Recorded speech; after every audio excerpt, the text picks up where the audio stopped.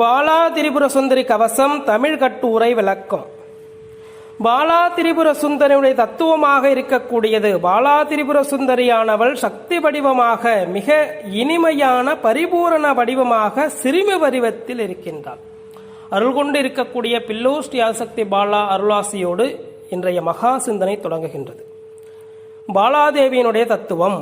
அப்படி பாலா திரிபுர சுந்தரியானவள் சக்தி மிக இனிமையாக பரிபூரணமான வடிவமாக இருக்கக்கூடிய இந்த சிறுமி வடிவமாக இருக்கின்றாள். பக்தர்களுடைய அருளினாலே ஈர்க்கக்கூடியவளாகவும் இருக்கின்றாள். அப்படி தெய்வீக சக்தியினுடைய இளம் வடிவமாக இருக்கின்ற இந்த அம்மன் ஞானத்தினுடைய ஆரம்ப புள்ளியாக இருக்கின்றாள். தன்னலம் இல்லா பாசத்தின் பரிபூரண வெளிப்பாடாக இருக்கின்ற மகா திரிபுர சுந்தரி அம்மன் குழந்தை பருவம் என்று கொண்டாடப்படுகின்றாள். அப்படி இவளுடைய வடிவம் பார்க்கும்போது சிறுமி வடிவமாக இருக்கின்றது. அனைத்து அம்சங்களையும் தன்னுள் கொண்ட ஒரு பரிபூரண சக்தியாக அறிமுகப்படுத்துகின்றாள். குழந்தை என்பது எப்பொழுதும் அந்த சுத்தம்னு சொல்லுவோம், அதாவது கள்ளக்கபடமில்லாத மனம்.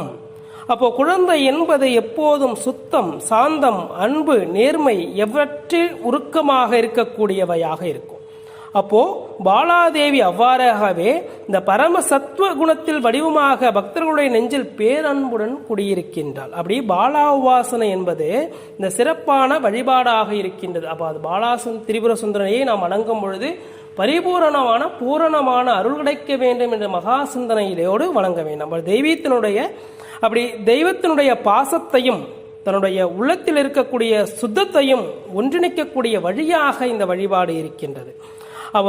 அப்படி முக்தியினுடைய பயணத்தின் முதற்கட்டத்தினுடைய சந்திப்பாக இருக்கின்றாள். அப்படி இந்த கவசத்தினுடைய நோக்கம் என்னன்னு பார்த்தாக்க, கவசம் என்ற சொல் என்னன்னாக்கா காத்தல் என்று சொல்றோம். அந்த காத்தல்னா பாதுகாப்பு என்று பொருள் தரும்.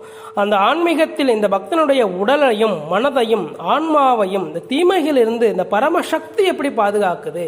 நம்முடைய உடலை பாதுகாக்க வேண்டும், தன்னுடைய உள்ளத்தை பாதுகாக்க வேண்டும்.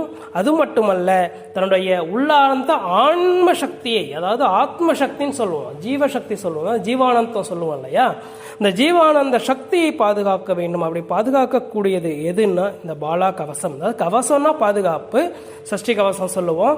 அது மாதிரி இந்த பாலா கவசம் தன்னுடைய உள்ளார்ந்த உணர்வாக இருக்கக்கூடிய ஜீவ ஆத்மாக்களை பாதுகாக்கின்றது, தன்னுடைய உடலை பாதுகாக்கின்றது. அது எப்படியெல்லாம் பாதுகாக்குன்னு அதை சொல்றாங்க.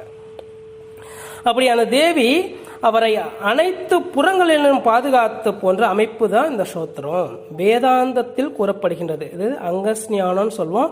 கரண்யாசம் போன்ற நியமங்களை அடிப்படையாக கொண்டு ஒவ்வொரு வரியும் பக்தனுடைய உடலையும் உடல் உறுப்புகளையும் அது மட்டும்